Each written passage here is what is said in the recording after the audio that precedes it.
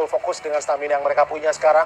Dan kalau kita lihat dari sisi penjaga gawang, mungkin penjaga gawang dari Malaysia sendiri juga memiliki postur yang tinggi, cukup menakutkan ya kalau kita lihat dengan jangkauan yang lebih bagus tentunya dibandingkan dengan Hernando. Tapi ya itulah dimana adu penalti ini merupakan hal yang sangat-sangat tricky sekali. Bukan masalah siapa yang hebat, siapa yang tidak, tapi tetap dengan bagaimana mereka harus fokus. Iya.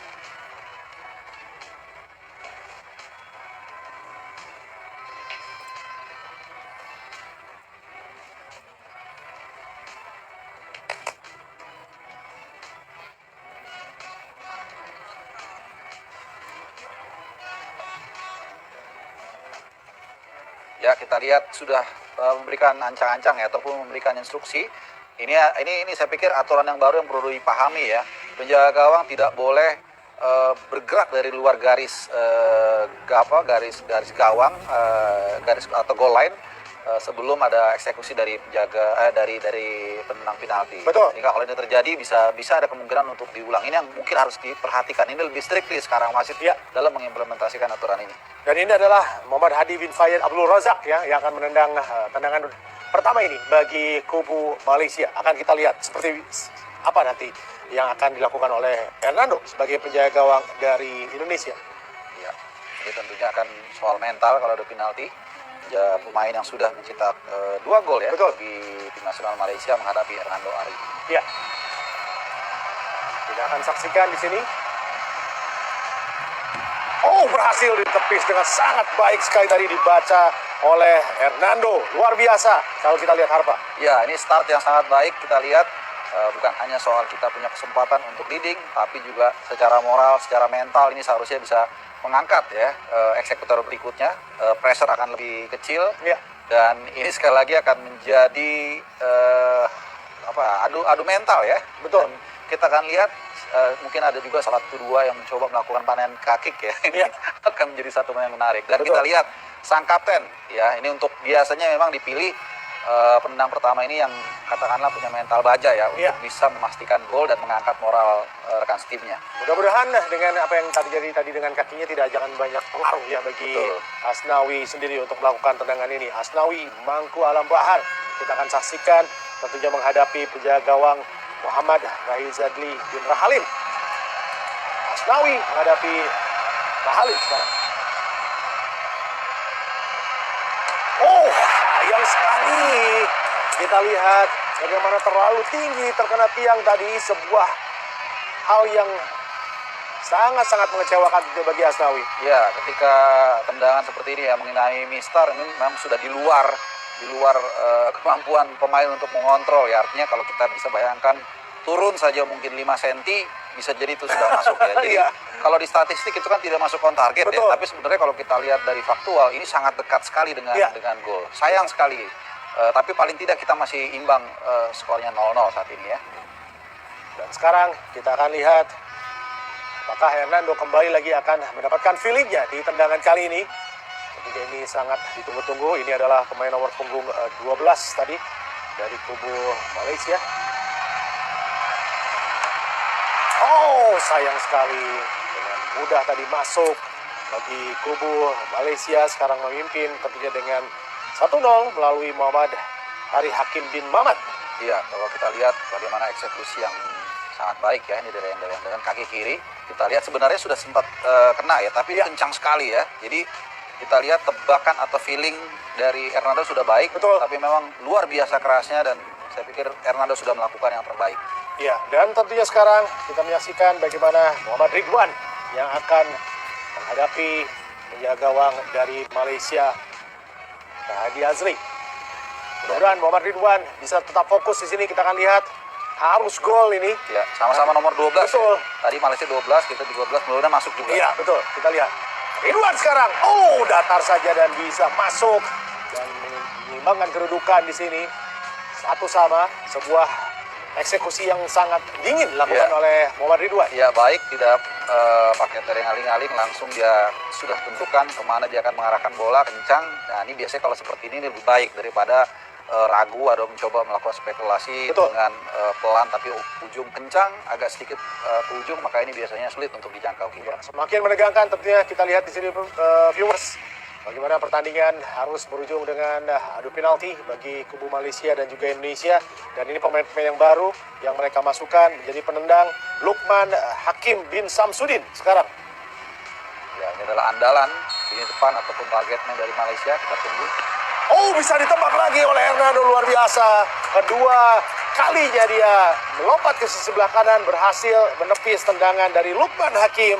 Ini kesempatan bagi Indonesia ya.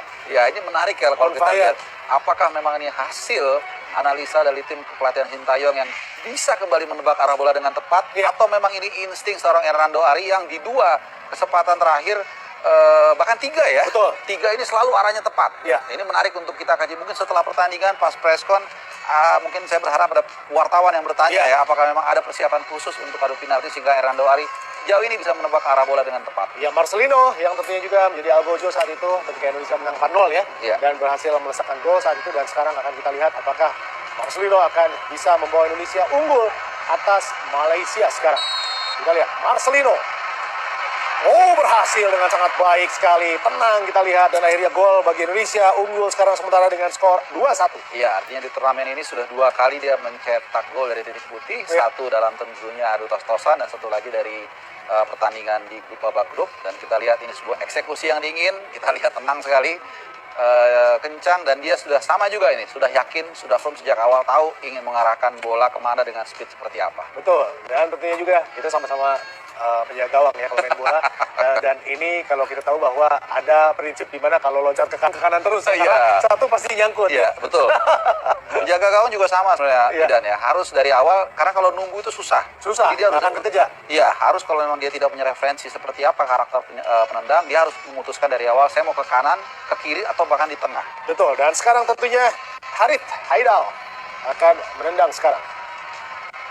Harith berhadapan dengan Hernando, apakah dia akan mampu untuk bisa jebol gawang dari Indonesia? Harith, oh sayang, justru pelan ke sebelah kanan, tapi tidak terduga sama sekali. Ini seperti Jorginho ya tendangannya tadi. Iya, ini sejatinya dia ini pemain center back ya atau back tengah yang sempat diragukan tampil juga di laga kali ini, tapi kemudian ternyata ada di sana dan eksekusi juga ini cukup baik juga. Ya, sempat melompat tadi sebelum melakukan tendangan. Ya, kelihatannya Hernando Ari ini Hernando agak sedikit mencoba ragu ya, atau mungkin dia juga mencoba mengantisipasi jangan-jangan Arit menendang ke tengah. Ya, tapi ternyata eksekusi sangat baik sekali sangat tadi. baik tentunya harus dilakukan oleh para pemain Indonesia. Dan ini adalah penendang keempat yaitu Sadil. Kita lihat bagaimana Sadil menghadapi Rahadian Azli.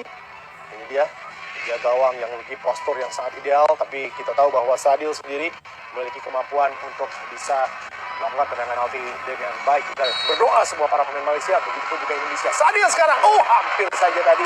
Untung bisa masuk kali ini. Luar biasa, 3 gol sudah dilesakan oleh kubu Indonesia.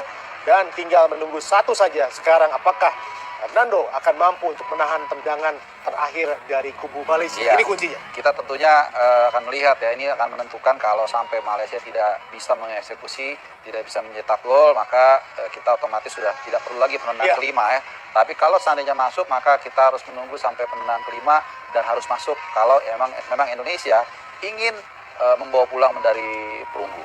Betul. Dan saat lagi kita akan saksikan penendang kelima dari kubu Malaysia yang akan berhadapan dengan Hernando Ari. Kita lihat di sini pemain bernomor punggung 3 ya, kita lihat Faiz tampaknya yang akan melakukan tendangan di sini. Tegang pasti Faiz karena ini harus masuk, kalau tidak ternyata masuk. Jadi akhirnya tergantung kepada pemain Indonesia yang akan menendang sekarang di kesempatan terakhir. Iya, Faiz ini pemain yang tadi baru dimasukkan ya di tengah pertandingan, dan betul, kita lihat ini akan menjadi penentu. Ketegangan melanda dua kubu ya, sementara Mark Locke. Iya, tiap kubu memanjatkan doa tapi doanya beda-beda. Iya, betul. Mark Locke sekarang yang akan menentukan apakah Indonesia bisa mendapatkan medali perunggu di SEA Games edisi ke-31 ini dengan mengalahkan Malaysia. Akan kita lihat apakah Mark Locke akan menuntaskan semuanya. Tegang kita lihat di sini. Mark Locke juga dalam kondisi yang cukup tegang. Dan inilah Mark Locke dan masuk. Kita lihat bagaimana akhirnya Indonesia berhasil mengalahkan Malaysia meraih medali perunggu untuk SEA Games kali ini. Harpa. Iya, luar biasa ya. Dari 4 penendang hanya 1 yang miss di kesempatan pertama. Seorang Asnawi, kita lihat Asnawi sedikit agak mungkin dia kecewa, tapi saya pikir sebagai sebuah tim, itulah tim.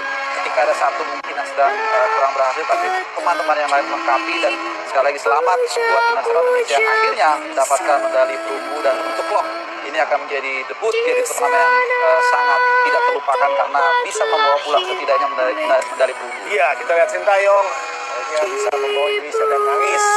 Kita lihat para pemain dari Malaysia, jadi jika banyak yang berpendapat bahwa setiap negara kecuali Indonesia misalnya tidak memfokuskan kemenangan di